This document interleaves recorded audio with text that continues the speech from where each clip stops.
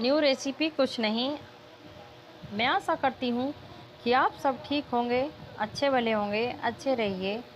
और मैं उम्मीद करती हूँ कि आप भी, ये इम्पोर्टेंट आप सबके लिए वीडियो है और आप भी ज़रूर यहाँ पे दर्शन करने कभी आए होंगे।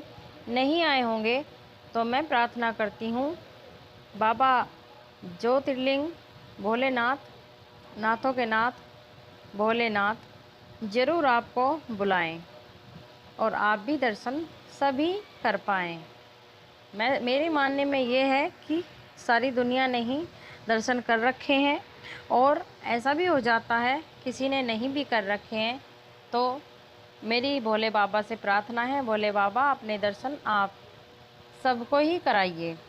तो चलिए मैं आपको बता दूं, पूरी दुनिया में कहीं ना कहीं प्रकृति रूप से प्रकट हुए हुए हैं जो हमारे आप सबके भोलेनाथ हैं, शिव जी महाराज। ये वही 12 ज्योतिर्लिंग हैं।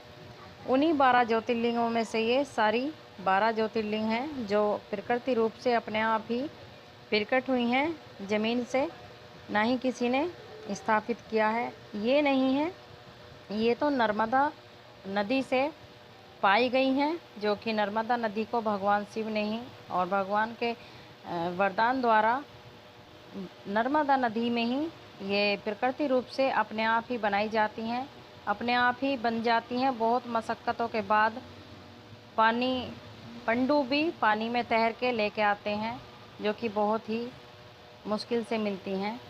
तो नर्मदा नदी की ये बाबा भोलेनाथ की पिंडी 12 ज्योतिर्लिंग स्थापित की गई हैं इस मंदिर में। जब भी आप नीलकंठ पर आएँ तो इस मंदिर को बिल्कुल ना भूलें, बिल्कुल जस्ट पास में है। जिस तरह से सोमनाथ मंदिर में प्रकृति रूप से ही स्थापित नहीं की, बल्कि अपने आप ही प्रकट हुई हैं। नीलकंठ महादेव के पहाड़ पे मंदिर में जो पिंडी हैं वो भी भोलेनाथ अपने आप ही प्रकट हुए थे।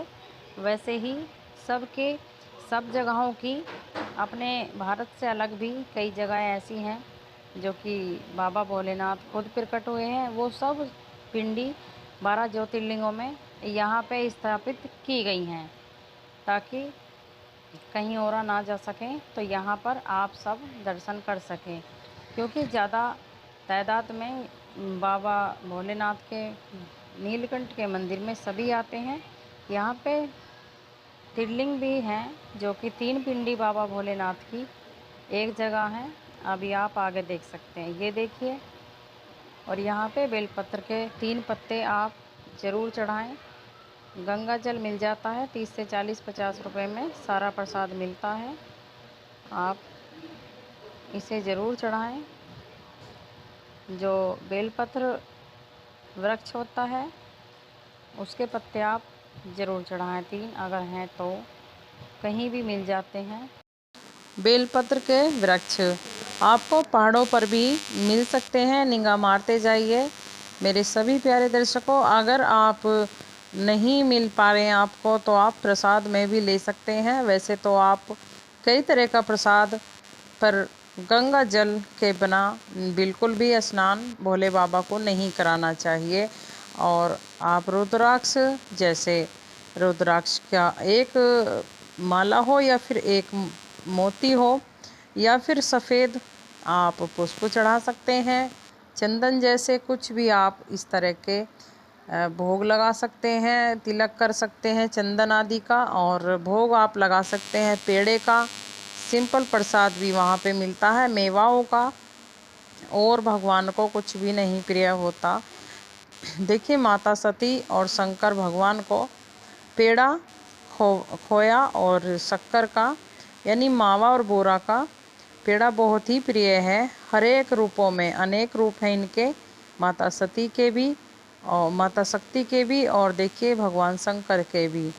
तो पेड़ा आप चढ़ा सकते हैं, पेड़े का भोग लगा सकते हैं। यहाँ पर देखिए बाबा भोलेनाथ ज्योतिर्लिंग पिंडियों के पास में ही यहाँ पर श्रद्धालु आ रहे हैं। और यहाँ पे देखिए ये महिलाएं क्या अब अपनी मनोकामना इनके कानों में पहुँचाएंगी, ताकि भगवान नंदी ही अपने भगवान शंकर के पास जाके कह सकते हैं, तभी आपकी मनोकामना भगवान शंकर तक जाती है, क्योंकि मुख्य द्वार पर भोले बाबा के देखिए रहते हैं नंदी जी, और नंदी जी ही उनकी सवारी हैं। तो उनके पास जो भी आप अपना संदेश भेजना चाहते हैं वो नंदी जी के कान में अपनी मनोकामना, अपनी बात कह सकते हैं और भोले बाबा तक पहुंचा सकते हैं।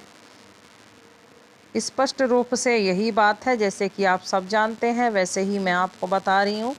यहाँ पर मुख्य द्वार पर ही अंदर की साइड में भोले बाबा की जो 12 ज्योतिर्लिंग हैं उनकी ही साइड को उनका नंदी जी का मुख्य विराजमान है और वहाँ पर स्थापित है।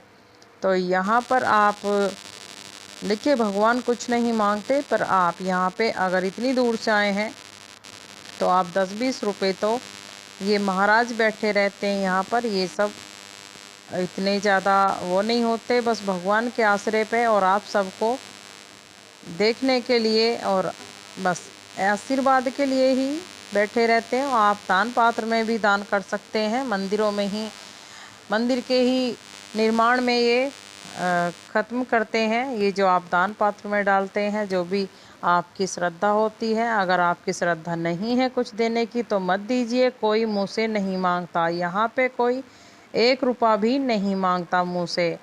जी हाँ, बाबा भोलेनाथ ज्योतिर्लिंग मंदिर के मुख्य गेट पे आप देख रहे हैं, नहीं तो बाबा भोलेनाथ 12 ज्योतिर्लिंग पर कोई महाराज बैठे रहते हैं 2 जगह, कोई 1 रुपया यहाँ भी नहीं मांगेगा आपसे। और जो श्री नीलकंठ महादेव जी का मंदिर है वहाँ पर भी देखिए आपसे कोई 1 रुपया नहीं मांगने वाला।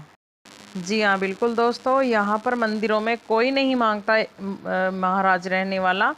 आप अपनी श्रद्धा से चढ़ाइए। मैं उम्मीद करती हूँ आपको वीडियो अच्छी लगी हो तो सब्सक्राइब कीजिए, कमेंट कीजिए।